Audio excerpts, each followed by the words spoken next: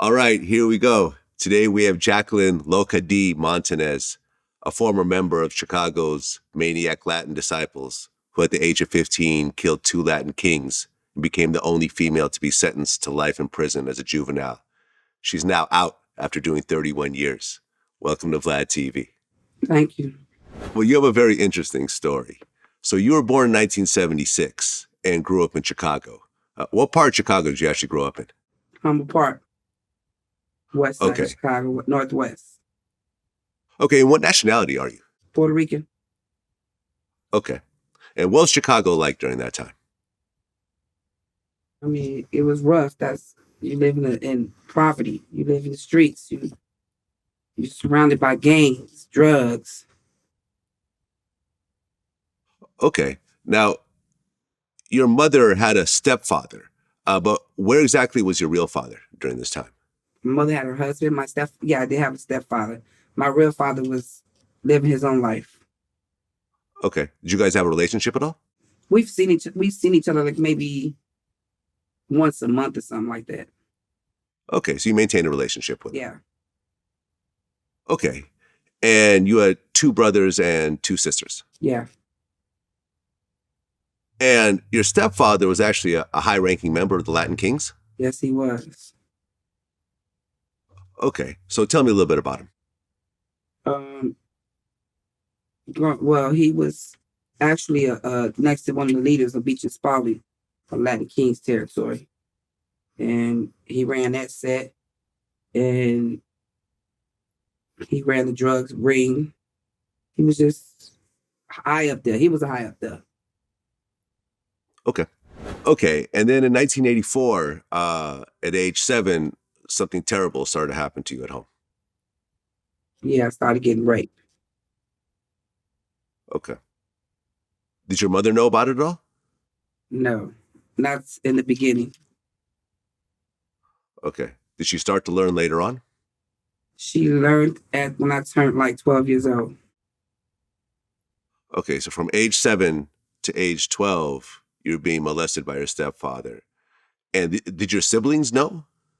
No, it was a hush hush thing. I mean, I think people started to notice it, but I think the beatings overrided it. So they was too busy watching the beatings. How does a 7-year-old little girl, up to age 12, really deal with something as horrific as that? He was feeding me drugs. Really? Okay, what kind of drugs at that point? Marijuana, cocaine. Okay, and then at age 10, you were actually hospitalized for a drug overdose. Yeah. So was that sort of related to those 2 situations? Yeah. Okay, what'd you overdose on? Cocaine. Okay, I mean... And it had some phenobarbital, some of my mother's seizure meds, because we was popping pills. Okay, I mean, when a hospital brings in a 10-year-old who was overdosing on cocaine, I mean, usually at least Child Protective Services should be triggered and so forth, right? They was. But everyone was scared of my stepfather. Everybody was scared of don't nobody fuck with my stepfather. They came visit the house. Okay, so even CPS was scared of your stepdad? Yeah. Okay. Well, you said by age 12, your mom actually found out about the rape. Yeah. She then gave me up DCFS. Which is what? Children and Family Services. Aha. So you were put in foster care? Yes. Well, why did your mom give you up when you're the one that's the victim? I guess for support. She was scared. He used to beat my mom as well. So I guess she was in fear of her life of leaving him. Okay, what was that situation like when you left the house? I went to a group home, ran away, and that's when I joined the Maniac Latin Disciples. Okay, so how did you actually join? Were you jumped in? Yeah, I was beaten. Okay, how long did it last? I hear different stories about this type of thing. Well, actually, I was beaten. My violation actually took. They gave me like a 3 minute head to toe. You have to choose. Like I was allowed to choose back in the day. You was allowed to choose like either a cover up would be more time if you covering up your face, or if you're not covering up your face, it'd be less. So I took the no cover up. So you got beat in the face a bunch of times. Okay, and then after all that was done, now you're a maniac Latin disciple. Yeah, Now, the maniac Latin disciples, they're their own gang, but is there some similarities to the gangster disciples? just the pitchforks. I mean, they folks.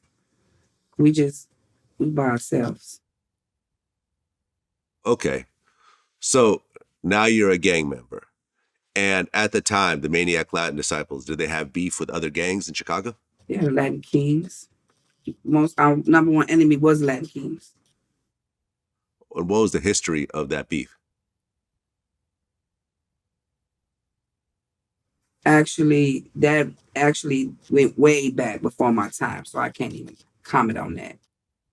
That shit there was before I even became a maniac.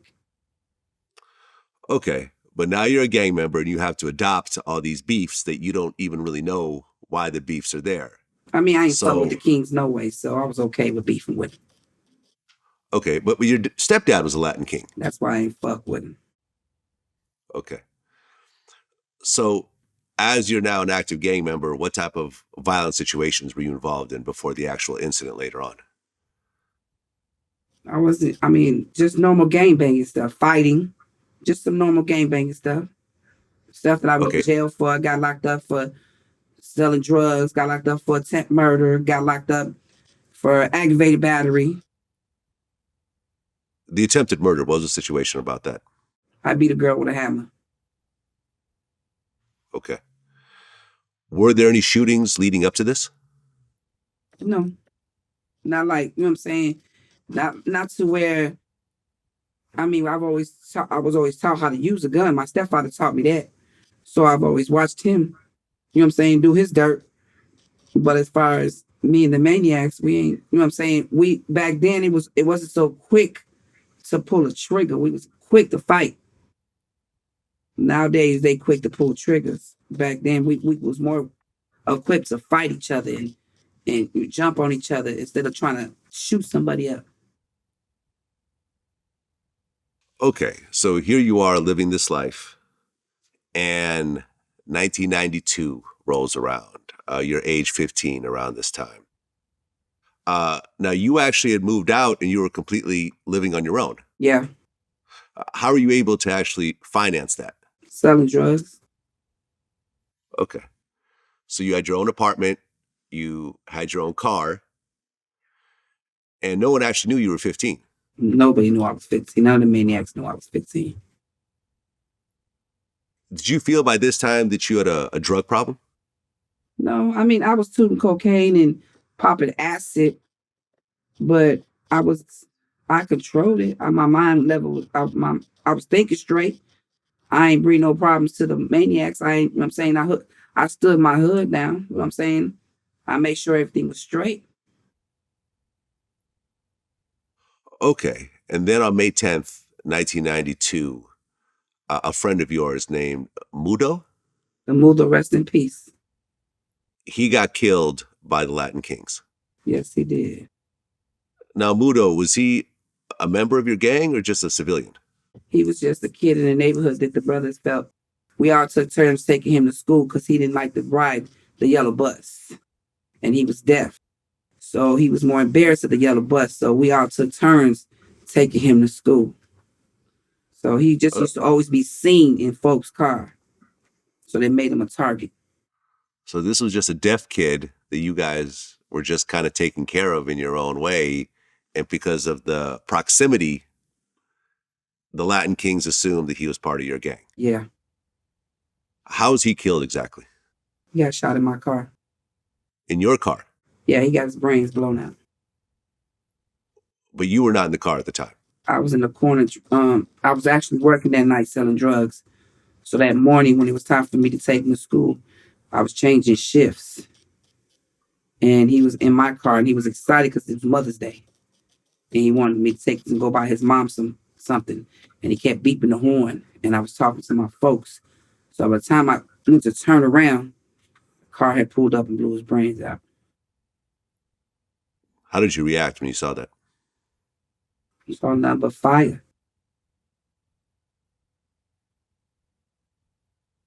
Okay, so your friend gets killed and you go meet with his mother. His mother ran out to the car. She felt it. She felt it. That's why I don't have kids, so I don't know. But they say a parent knows when something's wrong with their child. Because as soon as he was shot, she ran at the house screaming. And she ran to the car. What was the conversation like with the mother at that point? She wasn't trying to hear nothing. All I could do was promise her that I'd get and did it. Okay, so you make a promise to Mudo's mother that you're going to avenge his death. Definitely. How did you know that a Latin king actually pulled the trigger? They were calling out, throwing out their crowns and calling out, you know what I'm saying, disrespecting the maniacs. They drove right past us. Okay, so you know it was the Latin kings, but did you know specifically who did it? Not at that moment, no. Okay, but the hood talks. So now word starts getting around and so forth. So what information did you start to get after that? I actually got information not even from the hood. Information came from the police. Information came from when they informed us that they had somebody in custody and that they was going to court, and then informed us when they was being rounded out. So it was never the hood that said anything. It was the police, the sheriffs in the county jail that was hitting my people, letting me know that they was being released. Okay. So you're telling me that the actual sheriff was trying to fan the flames of this beef by letting you know that this guy who allegedly killed your friend is coming out of prison, out of jail. Actually. Yeah, bonding out. Bonding out. So you knew who did it and his name and everything else like that. But at that point, I knew because he went to bond hearing. I was there. Oh, you went to the actual bond hearing. What was it like being in the same room with the man who killed your friend? I just wanted them dead. Okay, so 2 days later, on May 12th, you went and got two girls from the disciples. Yeah. Muñeca? Yeah. Am I pronouncing it right? Muñeca, you right. Muñeca, a.k.a. Marilyn Mulero, age 22, who actually had two kids of her own. Yep. And Tootie. Yep. I don't know Tootie's first name. Madeline. What's her last name? Mendoza. Okay, so Tootie, a.k.a. Madeline Mendoza. How close were you to these two girls? I wasn't close at all with them. They was just folks. Tootie's mom, I used to get high with. And Muñeca, her brothers was my folks. So I knew her brothers. So I really didn't know them. Okay, so the three of you got together and planned a mission to get revenge. Yep. You guys got a .25 caliber pistol. Yep. Now, originally, the plan was to do a drive-by. Yep. So walk me through the steps of what happens next. It's just, we was planning to do a drive-by. We was driving around. Shit, but when nobody in Beach's Spot, them bitches was out. It was ghosts. And that's supposed to be the heart of Latin Kings. But it was ghosts. Nobody was out. So we just drove around, but the car pulled up next to us. So when they pulled up next to us, I actually knew the driver. Because like I said, my stepfather was a Latin King. And so I knew a lot of Latin Kings growing up. So when he recognized me, he asked me what the fuck I was doing in this hood. I just said I was just driving around. But then he turned around and see Tootie in the back seat and wanted to flirt with her and asked us to follow them to the park. Now, the actual person that was involved in my friend's murder was sitting on the passenger side. And he kept talking shit. Oh, you the famous Loca D. Oh, so you Loca D. I just kept looking at him. It was like, y'all heard the rumor and I meet the legend, Loca D in the flesh. So we followed him Okay. to the park. Okay. And the two guys was 22-year-old Hector Reyes and 21-year-old Jimmy Cruz. Who was the actual shooter? Hector Reyes was the actual shooter. Okay. So you, Hector, and Jimmy, you guys go to the park. Yeah. And the two girls. And the two girls. And Tootie and Muñeca. So once you get to the park, what happens next? Well, actually, out of respect for the victim's family, because they are popping up now, I wouldn't even want them to relive that shit. Just to know that we did go to the park. We all was talking. They had their guns. We had ours. I was invited into the bathroom. He acted tough until we got in the bathroom. When we got in the bathroom, it was a whole different situation. He pulled his dick out and tried to act like he wanted to fuck. And when I didn't want to do that, he mentioned the mother. Like, what it's about that. And that's when I pulled the trigger. Okay, so you pull the trigger and Hector Reyes is now dead in front of you. What goes through your head as you're looking at this dead body? Nothing. Nothing. This is something that I've seen my whole life. Living in the streets of Chicago, you can walk past a dead body that's normal. Looking at people with their head blown off was normal, was nothing sickening. It was just everyday life. So nothing at that moment went through my head. Well, seeing a dead body or seeing someone get killed is one thing, but actually pulling the trigger yourself is a little bit different. Not to me. Okay. It wasn't, I didn't have conscience then. At this moment, yeah. But at that moment, at the age of 15, I didn't give a fuck. Like, bro, you killed my friend. You killed my friend. There was no coming back from that. I didn't give a fuck. You know what I'm saying? I wasn't thinking right. I didn't know. At this moment, I do. You know what I'm saying? At this moment, there's a lot of fear. There's a lot of emotions, bro. I took 2 lives. You know what I'm saying? I ruined 4 families, 5 families. So, I mean, but back then the child doesn't think that. Back then the child thinks that, oh, it's just down to do whatever. Well, after you killed Hector Reyes, you come out of the bathroom and Jimmy Cruz is there as well as Muñeca and Tootie. Yeah. So what happens next? I guess Jimmy thought that I was the one that had died. He wasn't expected to see me walk out that bathroom.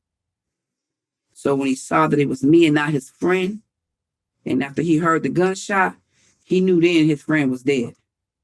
So he went to reach for his gun, but he was about to kill one of my girls, and I wasn't gonna let that happen. So I just took off running, and as I was running, I pulled the trigger and it hit him in the head. Okay. So then you and your 2 friends jump back in the car again? No, actually, I stood over Jimmy's body, and one of the Latin Kings' car passed by. And when it was one of the Kings, and he of course, he recognized me because, like I said, my stepfather. So instead of, I'm thinking in my head, he's going to go get the Latin Kings. We finna die right here. But instead, he called my stepfather, and he told my father, your daughter just killed one of our boys. He didn't know nothing about the boy in the bathroom. He just saw the body outside. So he made a deal with my stepfather. So instead of going to get the Latin Kings, he went and picked up some drugs for my dad, and I was able to get out the park alive. Okay. So now you get out of the parking lot, you and the 2 girls drive off. Mm-hmm. What happens next? We head to the neighborhood. Of course, bitches will be bitches. The girls started bragging about it. Oh, Loca D did this, Loca did this, Loca did that. So they bragged to the wrong person. One of the girls that they were bragging to ended up getting locked up with some kilo of cocaine that night. So she ended up turning us in to get free. Okay. Well, that's happening, without you knowing. Yeah. So this girl is now starting to cooperate with the police, but you still think that you got away with it to a certain degree because the Latin King who saw you got paid off. He's not going to say anything. So you went to a hotel, right? Yeah, I actually ran from because my stepfather was making me come home. I was supposed to go to Puerto Rico. And he kept telling me, you know what I'm saying? My mom was going to pack my clothes at my house. And I was actually supposed to be going to Puerto Rico, but I wasn't going to miss the mother's funeral. So I went to a hotel room with the folks. Okay. And then the next day you went to the funeral? Yep. And you and the mother had a conversation at that point. Yep. We organized the way we was going to we went in the funeral. All of us went in the funeral, every other person, you know what I'm saying? Because we really believed that it was going to be a problem. So we went prepared for problems. So we went in, we put a flower on the casket, and then went to the mother, and I just gave her a dozen of roses and told her I did it. How did she react? She just cried and said, "Thank you." At that moment, did you feel a sense of closure over the whole situation? Yeah, but I knew it was going to be some consequences behind it.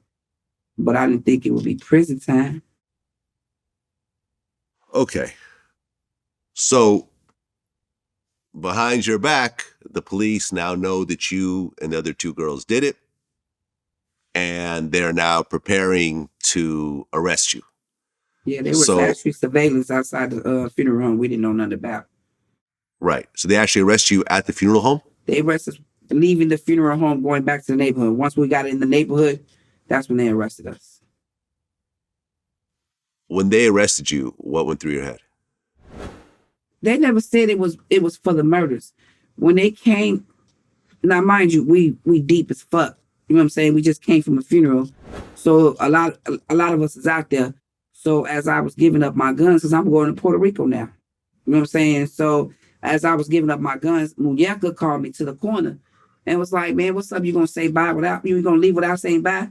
So as I walked over to her to give her a handshake, the police came. So I'm like, "What the fuck?" But the first thing I get to yelling is, "I'm 15 years old, don't handcuff me." So that's when everybody got to realizing, what the fuck did she just say? All I heard was whispers like, "What the fuck?" And the police was like, "What?" And I was like, "I'm 15 years old, don't handcuff me." My cousin was like, "She's 15. So we was in the police car. Muñeca had informed me at that moment that the night before they jumped on a pregnant girl. So she thought that's what we was getting locked up for. We didn't know we was getting locked up for the murder until the detectives drove us to the scene of the crime. And when they took us to the park, they pulled out a gun and they said, "Which one of y'all want to take this gun and shoot me in the back of the head while I'm using the bathroom?" So at that moment, that's when I knew what I was fucking locked up for. Then they took us to Beach and Spalding, which is the heart of Latin Kings, had them Latin Kings surround my car, well, the police car, and I was in the back seat. And one of them had a gun to the window, and they was like, "Yeah, that's her." At that moment, I realized, I'm looking at it now, thinking back, I realized I was a child for real, because all I remember saying was, "It wasn't me. What are you talking about? It wasn't me." At that moment, a child came out. But that's how I knew I was locked up. I was being locked up for murder. So the detective in the car with you pulled up to a Latin King area, and Latin Kings were pulling out guns with the detective present, and he was allowing all this to happen? Actually, the detectives are now actually convicted. They were convicted and charged for being dirty cops. Right. We'll talk about that later on, because I know that part of the story as well. Yeah, he definitely did that. And it was letting us know, like, either y'all gonna sign a statement or we're gonna let you out. We're gonna let you out right here. I would have never survived had they let me out right there. So we was like, "We'll sign the statements." So you signed the statements right there in the car? No, they took us to the police station. Okay. So they take you back to the precinct, and there was some sort of issue about your mother actually being present and so forth? Yeah, they wouldn't let my mom in. They went to my mom's house and told her I was a witness to a murder, and that they were holding me under protective custody. And when she kept asking them, can I go see my baby? They kept telling her, we're going to call you and tell you when you can come. She waited, and they never called her. So she came on her own. And when she got to the police station, they still wouldn't letting her talk to me until my statement was signed. She actually, they didn't even search me because when I said I was a juvenile, they never searched me or nothing. So I still had acid on me. I was still popping acid the whole time I was in the precinct. So by the time my mama came, they had gave me a pack of cigarettes. Knowing I was 15 years old, they gave me my pack of cigarettes. They gave me food, took pictures of me laughing and smiling, and I was tripping off acid, bro. And they still, you know what I'm saying? So when my mother finally, after I signed the statement, there was no youth officer present. No, my mama wasn't there. They all just came at the last one. The statement was already prepared. So when I signed the statement, then they let my mother in, and my mother informed them, like, y'all do know she's intoxicated. And they didn't even want to take no blood work. They was like, no, she's not. She was like, she is intoxicated. I know my daughter, her eyes are bugged. She's intoxicated. Y'all just question her being intoxicated. Well, at the same time, Muñeca was also arrested. Yeah. And she spent 20 hours in police custody. They threatened her with life in prison. They also threatened her with taking her away from her kids. And her defense attorney actually recommended that she sign a guilty plea with no conditions attached. Yeah. Yeah. She signed the statement as well because they kept telling her that either she was going to sign a statement and say I killed one and she killed one, or I was going to say she killed both of them. And likewise, they was telling me I was going to sign a statement saying I killed one and she killed one, or she was going to say I killed both of them. Right, because the statement that you signed at that time said that you killed one in the bathroom, came outside, gave the gun to Muñeca, and she shot the other, which doesn't really make a lot of sense because if you hear a gunshot coming out of the bathroom, you wouldn't be able to just calmly give a gun to someone else. Exactly. But see, that's how the officers had worded it. You know what I'm saying? They wanted both of us to go down. So we both signed statements. Right. And the third girl, Tootie, she turned herself in shortly afterwards. She turned herself in because when it was time, so she was coming out the store, and when it was time for Yvette to point her out, to say that was her, we had realized that somebody was pointing us out because we had heard it on the radio, the identification, that somebody was identifying me and Muñeca. So when they did that, the little kids in the neighborhood, I was yelling at them, letting them know somebody's pointing us out. Somebody's identifying us.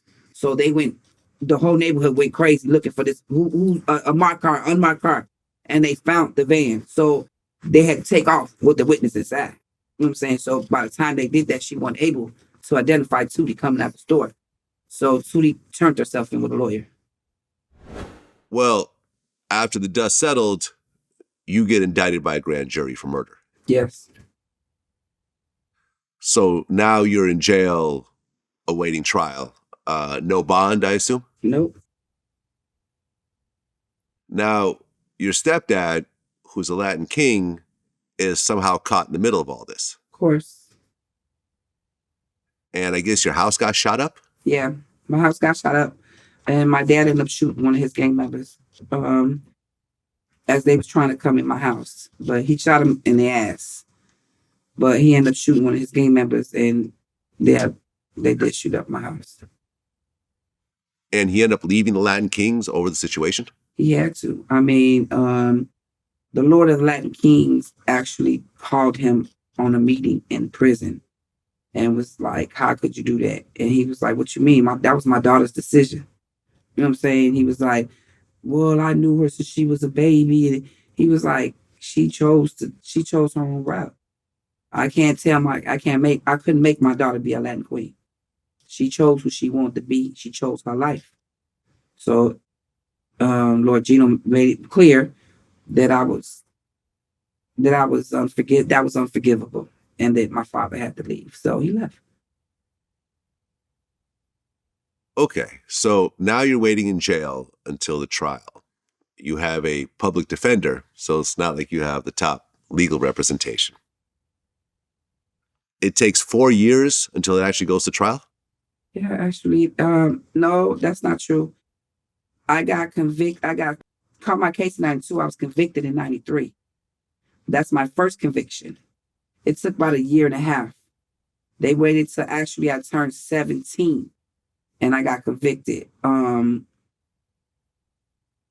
got found guilty August 5th of 1993.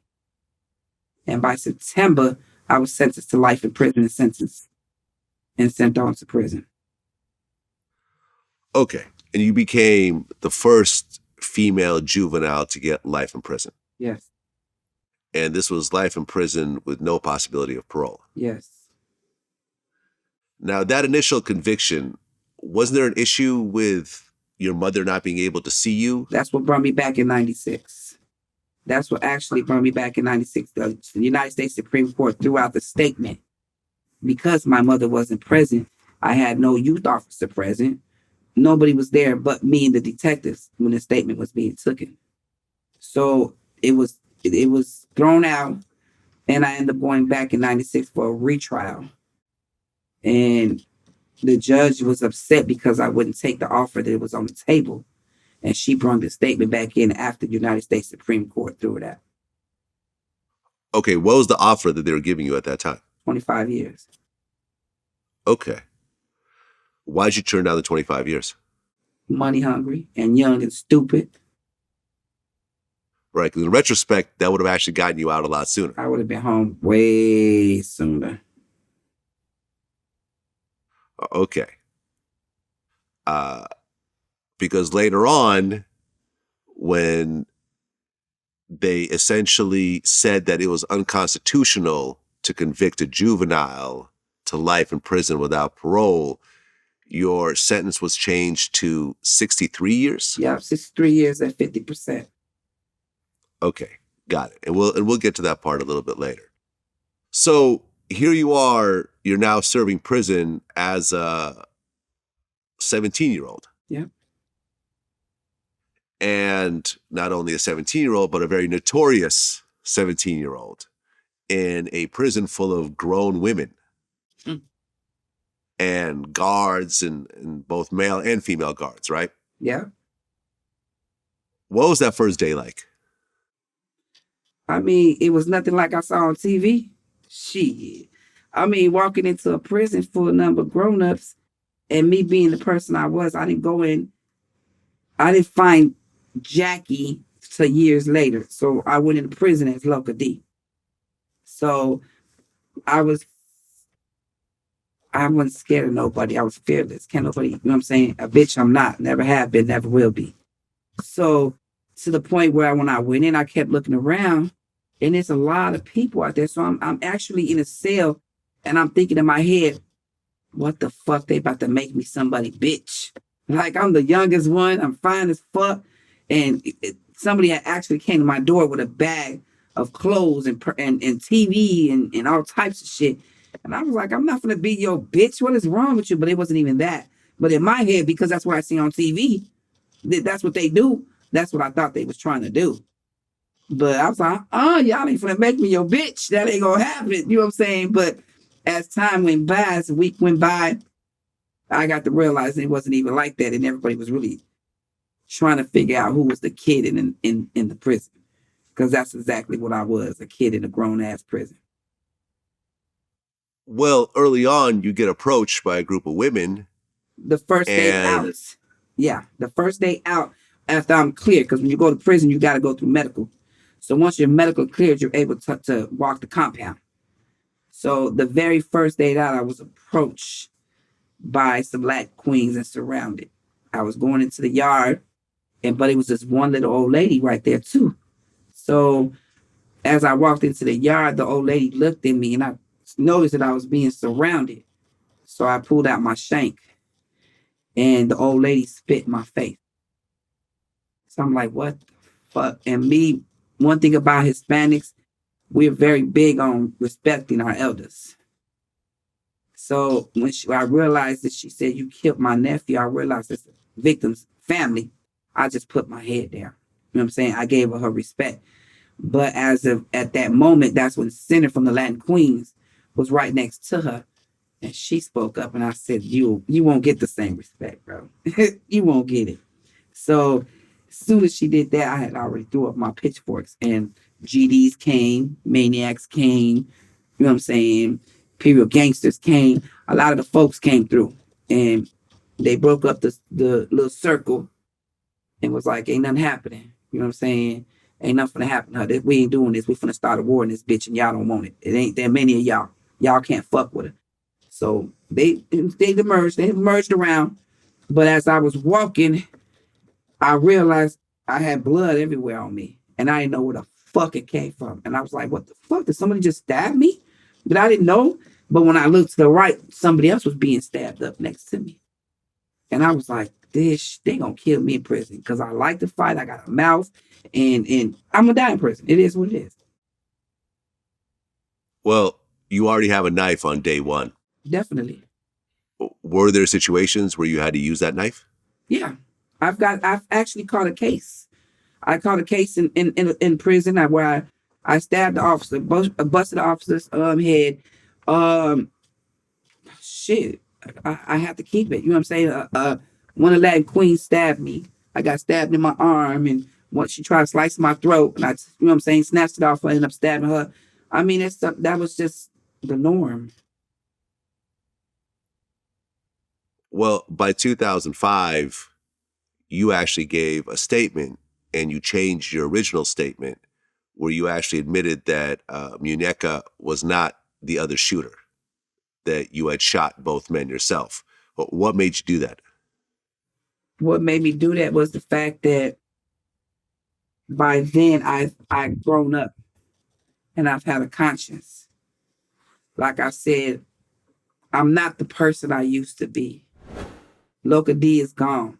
You know what I'm saying? I'm retired. I'm a woman. I have a heart now. I have feelings. I was not about to let a woman, even though she didn't pull the trigger, even though she didn't do all that, I wasn't about to let her be in prison for something I did. They took off the death penalty. She had to do 2 life sentences. She got kids, grandkids. And it just didn't feel right to me that I was going to walk the streets after pulling the trigger and she was still going to be in prison. So I had to modify the statement and say she knew nothing about it. And you know what I'm saying? I made her come with me just so she can come home. I had to make it seem like she didn't know absolutely nothing. Because if I didn't, she was going to stay in there in prison for something she didn't do. She didn't pull no trigger. Well, I mean, initially you got life without parole. Muñeca got life with, well, she got the death penalty. She got the death penalty. No life, the death penalty. Tootie, what was she sentenced to? She copped out 35 years. She did 17 and a half and went home 09. Okay. So now you change your statement and Muñeca starts to go to the appeals board, but the first few times they don't actually accept her. And we'll get to the story a little bit later on. 3 years after you changed your story in 2008, your mother died. And that was a major turning point in your life. Yep, that's when I changed my life. So what happened at that point? When I lost my backbone, my mother, you know what I'm saying, she died of cancer. I was actually in confinement when they released me early out of confinement because my mother was dying. I was in confinement for knocking a girl's eyeball out her head. So I was doing 1.5 years in confinement. Because while in confinement, I beat somebody else up. You know. So in the process of that, my mother was dying and I didn't know nothing about it. So they actually let me out of confinement early so I could see my mother. And I didn't understand why I was getting out of confinement and I only did 1 year and I still had 6 months to go. So when they released me, my mother came to see me on March 1st, 2008. And while on the visit, she still didn't tell me that she only had a certain amount of weeks left to live, you know. But seeing my mother and her kissing my face and playing in my hair and hugging me and not letting me go, Then she stopped. She couldn't breathe for a second. And I still didn't realize it when I saw all the medical team was already in the visiting room. And I still didn't put two and two together because I would have never thought no shit like that. Who thinks that you're going to visit your mom for the last day, for the last time? So my mother actually stopped breathing in the visiting room. So they was like, okay, visit over. She got to go. The ambulance was already there. So I'm like, what the fuck is, why? You know what I'm saying? I'm still not putting shit together. My mother died 2 weeks later after that. So I lost the one person, my everything, my hero. I'm sorry for your loss. And was that the moment that you said, I'm done with this gang shit? Yeah. That's the moment I let everything go. It was, I had already been incarcerated 16 years. I didn't even have a GED. You know what I'm saying? And I didn't have anything. I had devoted my life to gang banging. You know what I'm saying? And I was determined to always remain Loca D. But when I lost my mama, I had to learn how to be. I couldn't live in prison no more. I wanted to do things that my mother always wanted me to do. And I was determined to do that. So in order for me to do that, I had to learn how to feel. I had to learn how to care. I had to learn how to love. And I went to school. I went to school and I kept going to school. And I was going to stop to get to, I felt like I made my mother proud. And within not even a month, I had got a GED, and I hadn't been to school in 16 years. So I got my GED. Then I went to college and got a certified dog groomer, got licensed in dog grooming, dog training. I went and did everything I could do in prison. You know what I'm saying? People say, you got life in prison. What you doing all that for? I was like, I'm going home. I'm going home. I'm going to fight for this. And I did it. And I avoided every situation that would bring me down or take me back. Well, that next year, 2009, Northwestern Law came in and said they wanted to fight your case. Yep.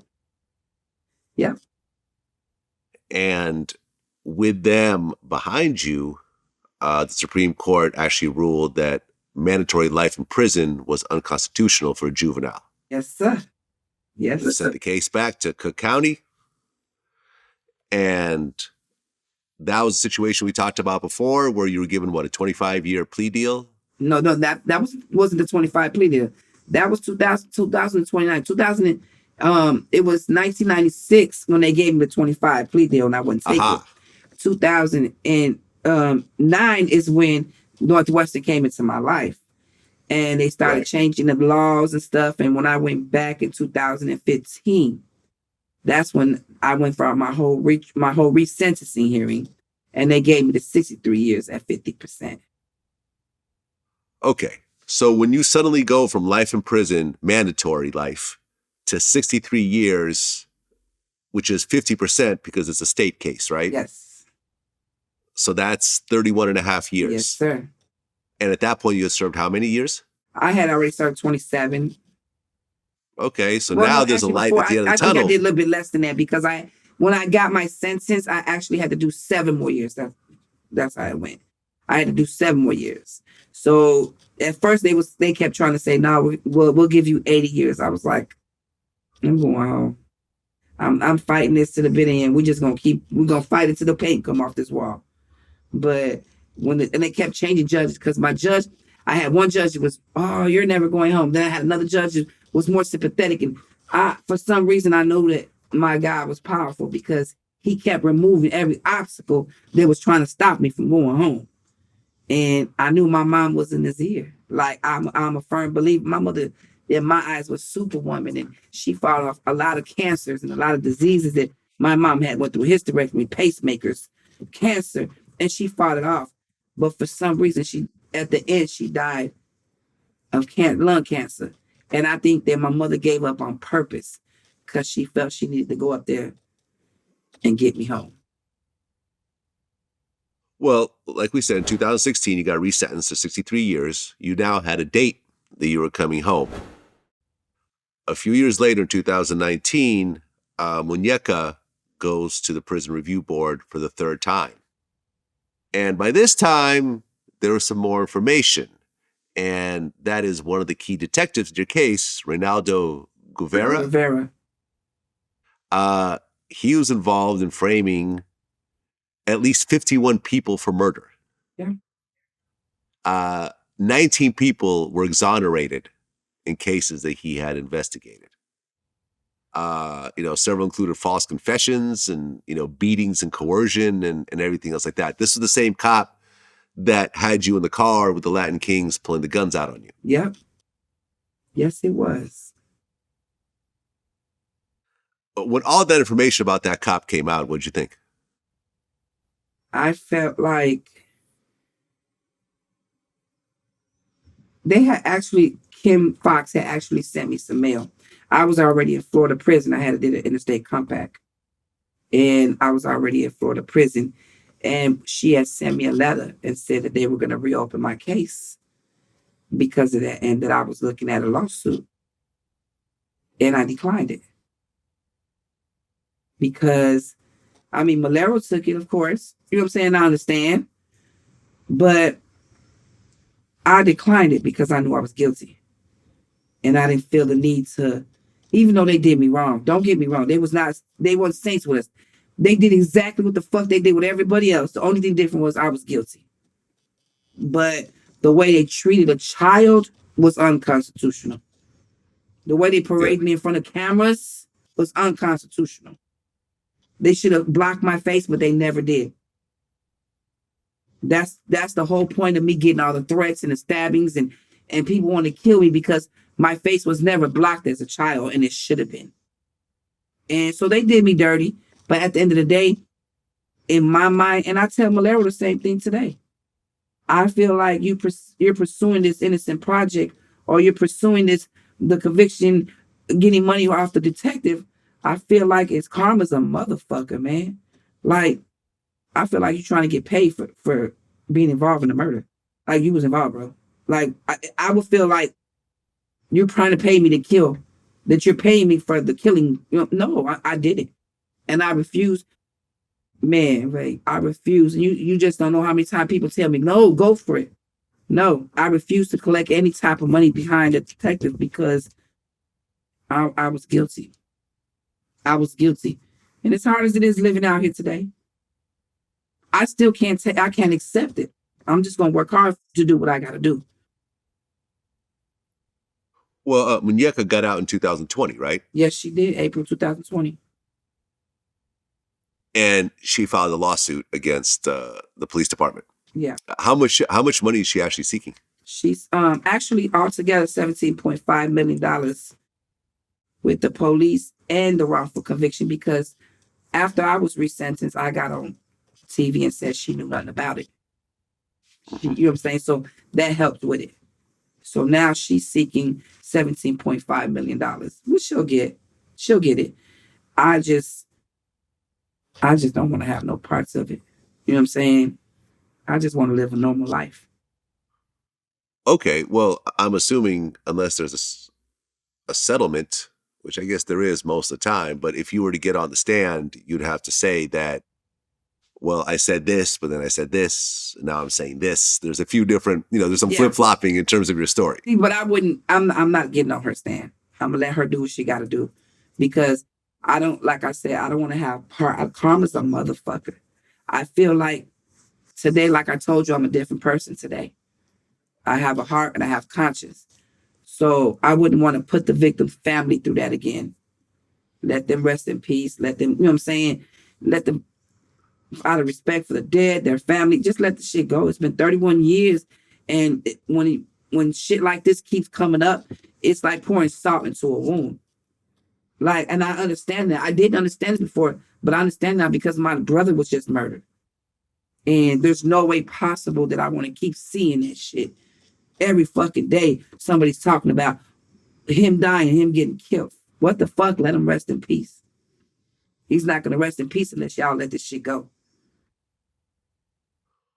Well, just this year, you finally get released. Yeah.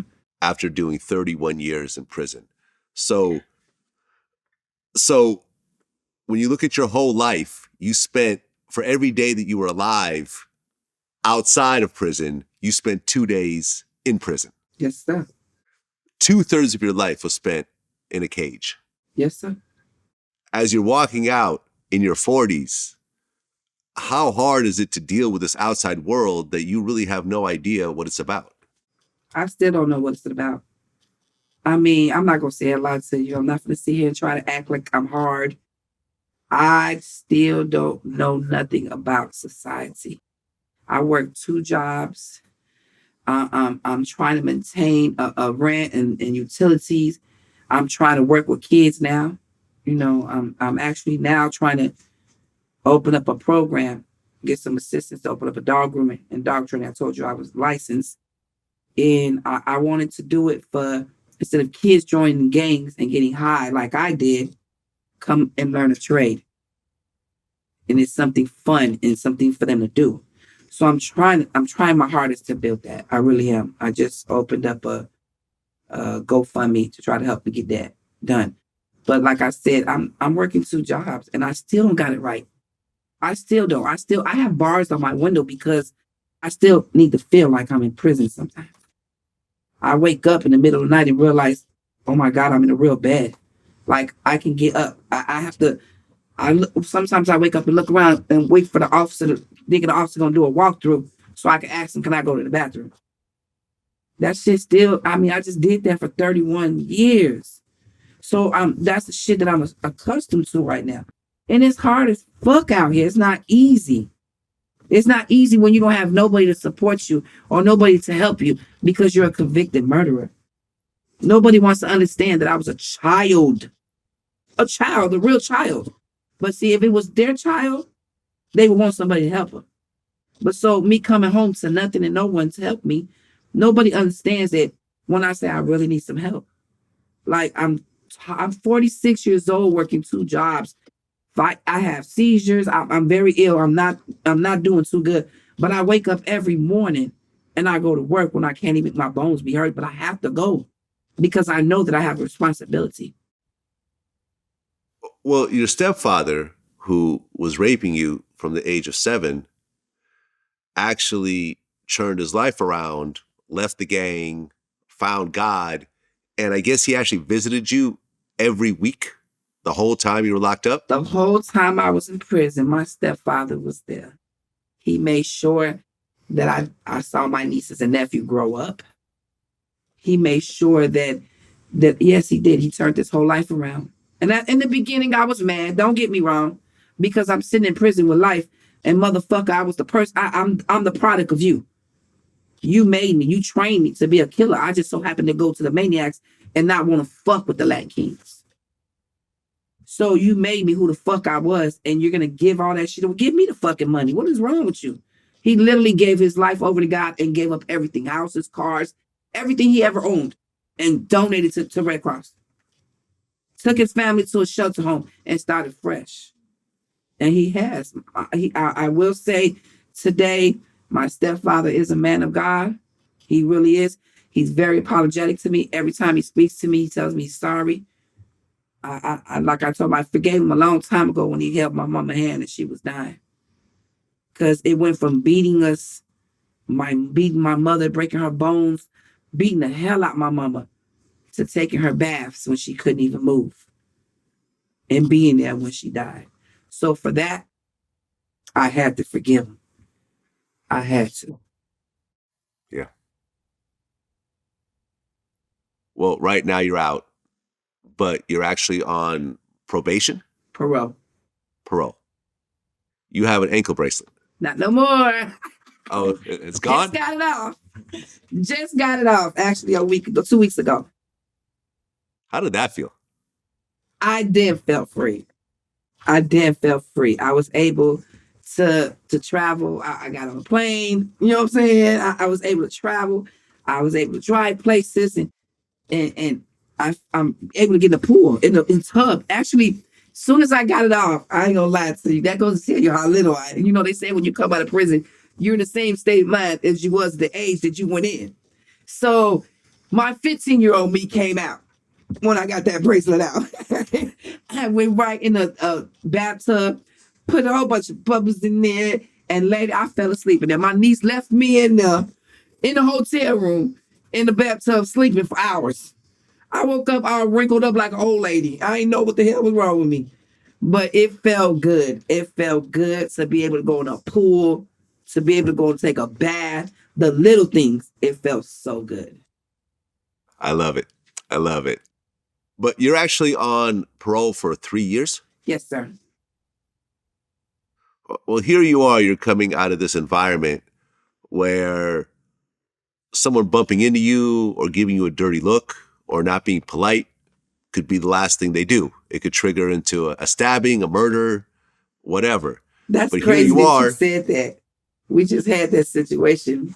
Me and my niece was at the store and we was shopping, and it was a self-checkout, and it was open, but there was some other people lined up. So you ain't getting to go over there, so I'm gonna go over there.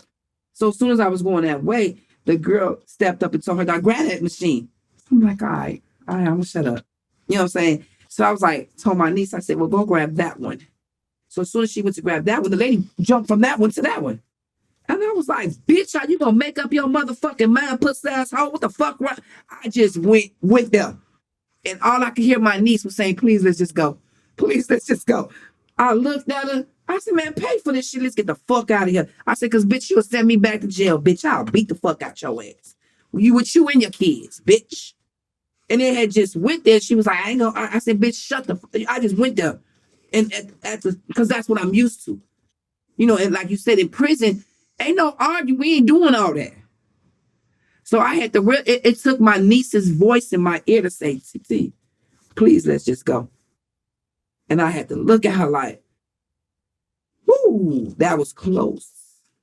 That was close. It was so close." And I got in my car and I just started praying like, "Oh my God, what the fuck did I just do?"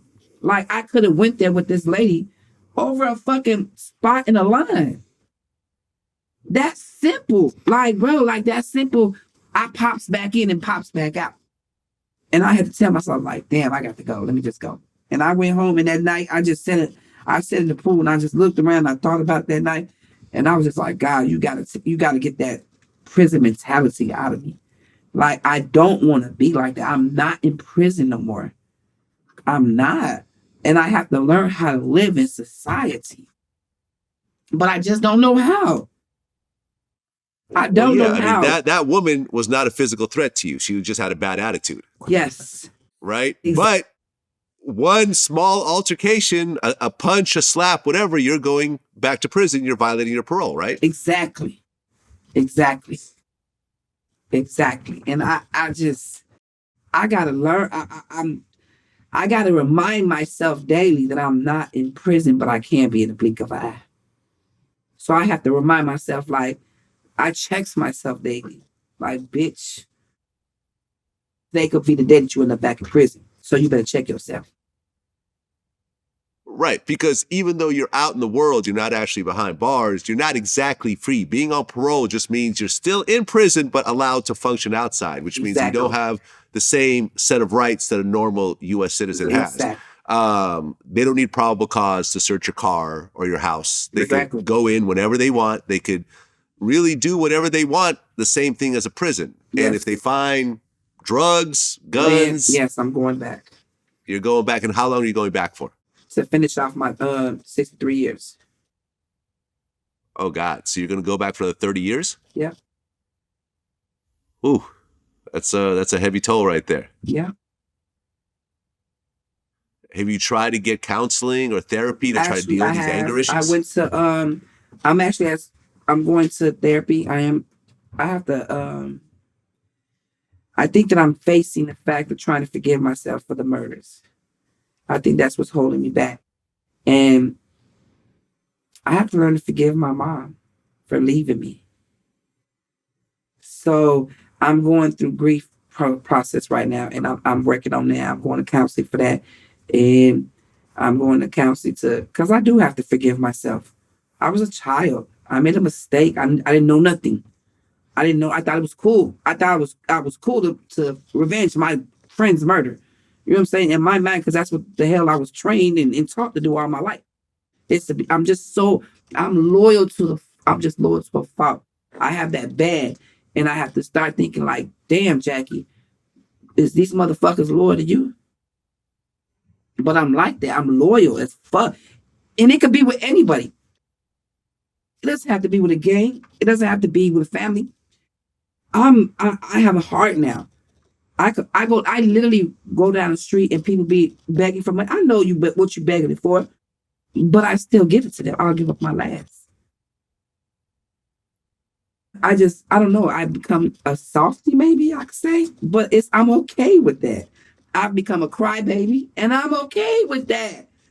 You know what I'm saying? Because when I used to be a gang member and I was so cold hearted, I didn't give a fuck if I killed you in front of your kids. I didn't give a fuck if I killed your kids. I didn't give a fuck. I didn't care. So where now I'm crying watching TV shows. I'm like, the fuck? What are you crying for? But I'm a new person. I'm a new person today, and I love it. Well, and now you're actually married to a woman. I have a wife. Yes, I do. Love her to death. Yvonne, I am married. And I love my wife to death. And she is a very good supporter. She's been through my whole incarceration. She's been there. She's been on and off, but she's been there. So, and my family adores her. My family, she knows my whole family. And she's just like one of the family members to them.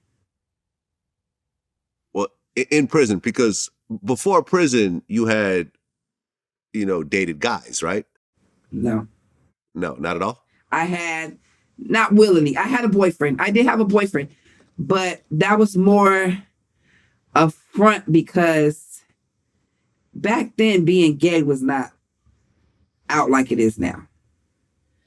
So you couldn't be gay and think that you're going to be a gang member, or be gay and think that you're going to be around gang members.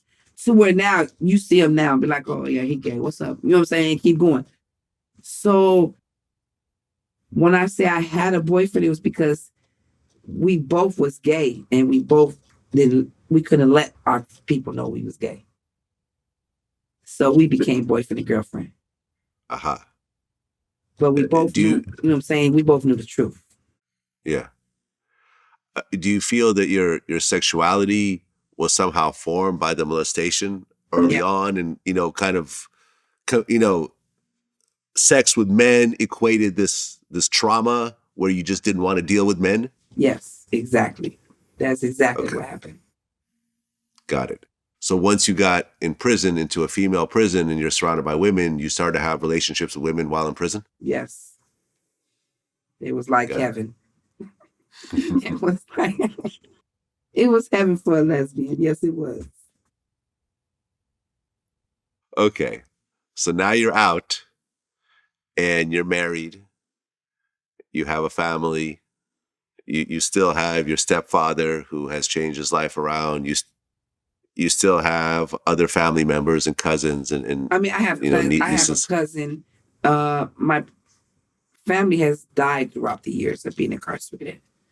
So when I came home, I only had my stepfather, my aunt, and my nieces and nephew, my sister. Like I said, my brother just was just murdered, so he just passed away. So I don't have family like that, but I have a lot of supports.